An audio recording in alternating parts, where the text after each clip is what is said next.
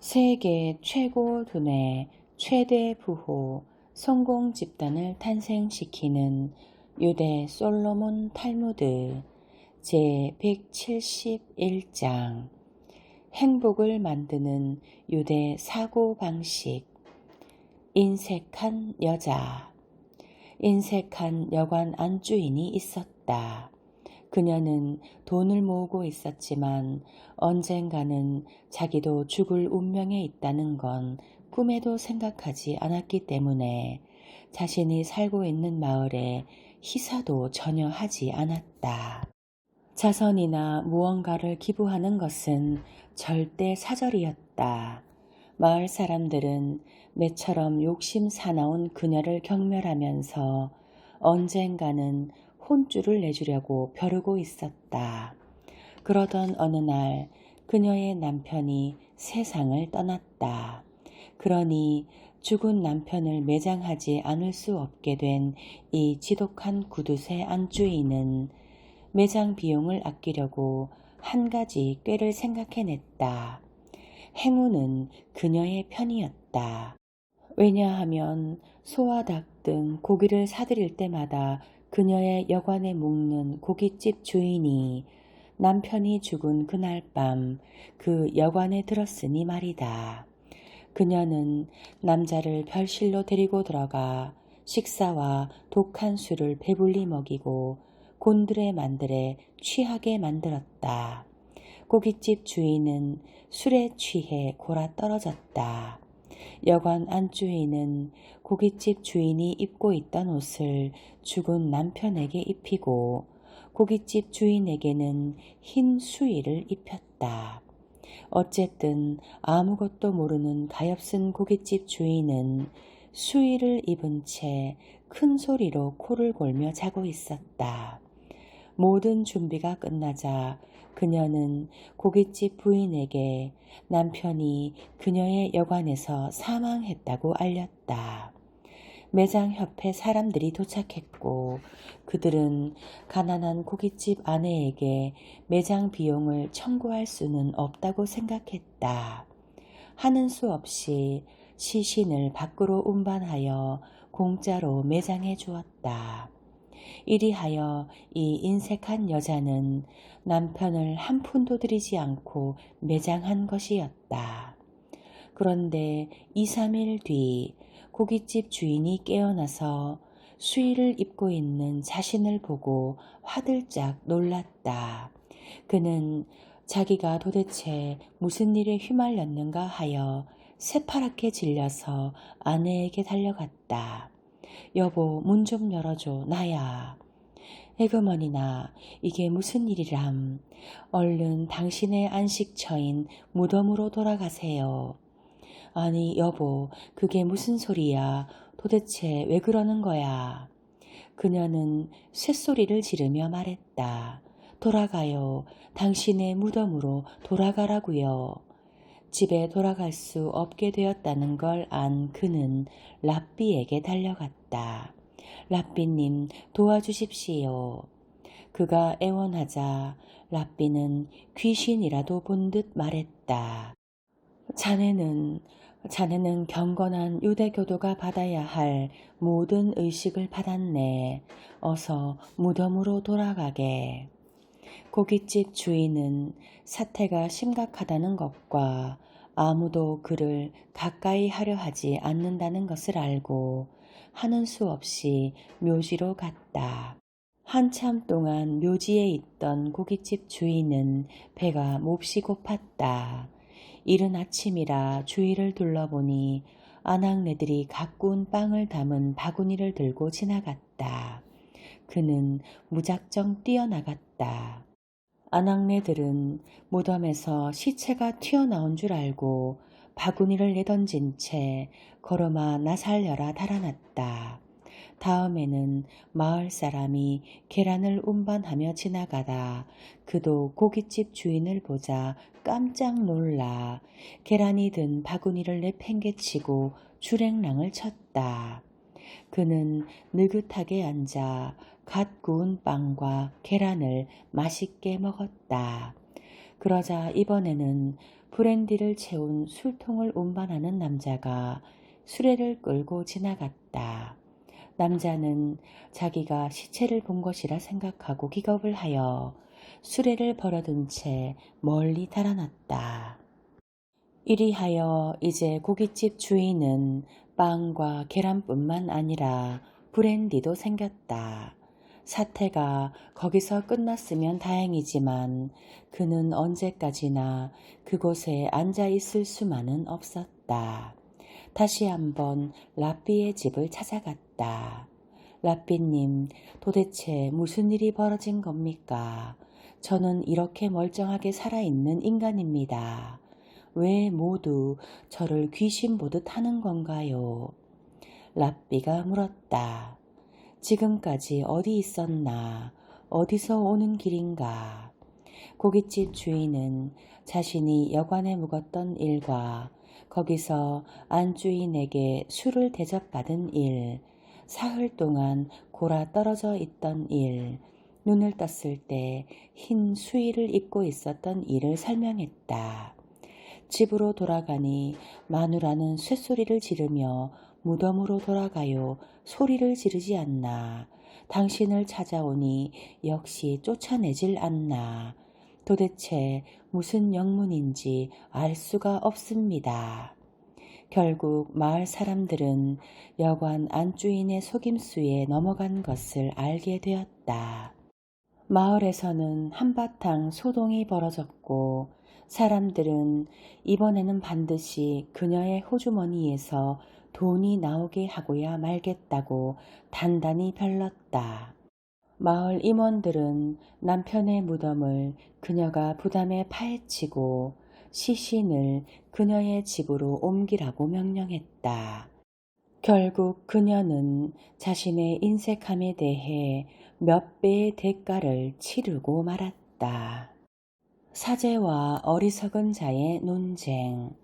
한 도시에 유대인을 싫어하는 사제가 살고 있었다. 어느 날 그가 유대인 학교 옆을 지나가는데 이사야서의 한 구절, 작은 것이 천이 되고 적은 것이 강대한 민족이 된다. 이것을 배우고 있는 아이들의 목소리가 들려왔다. 안에 들어간 사제는 랍비에게 그 말이 무슨 뜻이냐고 물었다. 랍비가 대답했다. 그것은 언젠가 우리가 크고 강대한 민족이 될 거라는 뜻입니다. 유대인처럼 모욕과 멸시를 받는 민족이 위대한 민족이 되기를 꿈꾸고 있다는 것을 알고 사제는 격노했다.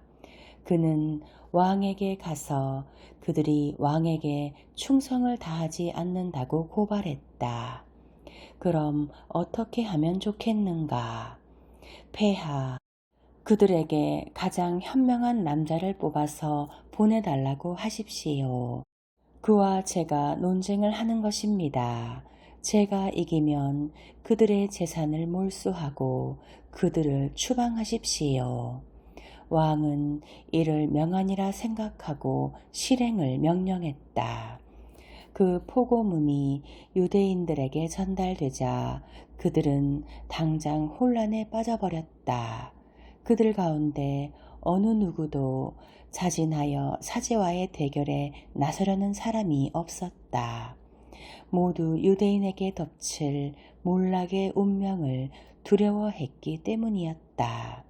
그래서 그들은 사람들에게 금식을 호소하고 시나고구에 앉아서 시편을 외우며 신께 구원을 기도했다. 그때 그 도시의 한 어리석은 자가 시나고구에 찾아와서 안에 들어와 물었다. 형제들이여, 왜 모두들 울면서 탄식하고 있습니까? 그 이유를 듣자 그는 머리를 긁으면서 한동안 생각하는 신용을 하더니 말했다. 괜찮다면 제가 나가서 사제와 논쟁을 벌여보겠습니다. 이 제안을 듣고 유대인들은 생각했다. 이 자가 세상에서 가장 어리석은 자임에는 틀림없지만 대체 누가 그보다 더 나은 자를 찾아낼 수 있단 말인가. 될 대로 되라지. 캐세라 세라다. 그들은 그 어리석은 자를 논쟁에 내보내기로 했다. 왕은 도시의 광장에 연단을 만들었다. 그와 신하들이 그 앞에 진을 치고 그 뒤에는 그의 신민들 모두 남자와 여자 그리고 어린 아이들까지 앉았다. 사제와 어리석은 자가 연단에 오르자 사제는 어리석은 자에게 말했다. 우리 서로 손짓 발짓으로 얘기할까요? 좋습니다. 어리석은 자가 대답했다. 사제는 손을 주머니에 넣더니 계란을 꺼냈고 어리석은 자는 주머니에서 소금을 꺼냈다. 다음에 사제가 손가락 2개를 내밀자 어리석은 자는 1개를 내밀었다. 마지막으로 사제가 주머니에서 보리 1줌을 꺼내 땅에 뿌리니 어리석은 자는 자루를 열어 닭을 풀어 놓았다. 닭은 그 씨앗을 전부 먹어치웠다. 사제가 왕에게 말했다. 폐하, 이 유대인은 제 질문에 매우 현명한 대답을 했으므로 그가 승리자입니다. 그동안 머리만 꼬고 있던 왕이 말했다. 그런데 당신은 무슨 질문을 했고 그는 뭐라고 대답했소? 처음에 저는 그에게 유대인이 2 얼굴을 가지고 있다는 것을 나타내기 위해 계란을 보여주었습니다. 그러니까 겉은 계란 껍질처럼 하얗지만 알맹이는 노란색이라는 뜻이지요. 그런데 그는 유대인의 땅이 소금이라는 것을 말하기 위해 소금으로 답했습니다. 다음에 저는 손가락을 2개 내밀었습니다. 유대인이 2명의 신, 다시 말해 신과 지상의 부인 마몬을 섬기고 있다는 것을 말하고 싶었던 것입니다. 거기에 대해 그는 유대인이 하늘과 땅의 유일한 주만을 예배하고 있다는 것을 말하기 위해 손가락 1개로 답했습니다. 마지막으로 저는 보리를 땅에 뿌렸는데 그것은 유대인이 전 세계에 흩어져 있어서 결코 하나가 되지 못할 거라는 뜻이었습니다. 그런데 그는 닭을 놓아 그 씨를 모두 먹게 했습니다. 그것은 유대인의 메시아가 땅의 구석구석에서 유대인들을 하나로 모은다는 것을 말하려 한 것입니다. 그 시점에서 저는 패배를 인정하지 않을 수 없었습니다. 그 결과 왕의 포고는 무효화되었고 유대인들은 이에 크게 기뻐했다. 유대인들은 어리석은 자가 사제를 꼼짝 못하게 한 것에 놀라 어떻게 그가 그럴 수 있었는지 설명을 듣기를 원했다. 실은 하고 어리석은 자는 말했다. 사실 그 사제는 좀 이상하더군요. 그는 곧장 화를 내며 저에게 계란을 던지려는 신용을 했습니다. 그래서 전 소금을 꺼내 그의 눈에 비비는 신용을 했지요. 아하 하더니 그는 2개의 손가락을 저에게 내밀며 내 2눈을 뽑아버리겠다 라고 했습니다. 그래서 저는 해볼 테면 해봐라 하고 제 손가락으로 그를 가리켰습니다. 그렇게 하면 이 손가락을 너의 목 안 깊숙이 찔러주겠다 라고 한 거지요. 그러자 그는 화가 머리끝까지 나서 땅에 질 좋은 보리를 뿌리기 시작하더군요. 저는 그것이 아까워서 제 닭에게 먹였습니다. 당신들도 그 자리에 닭을 갖고 있었다면 그렇게 하지 않았을까요?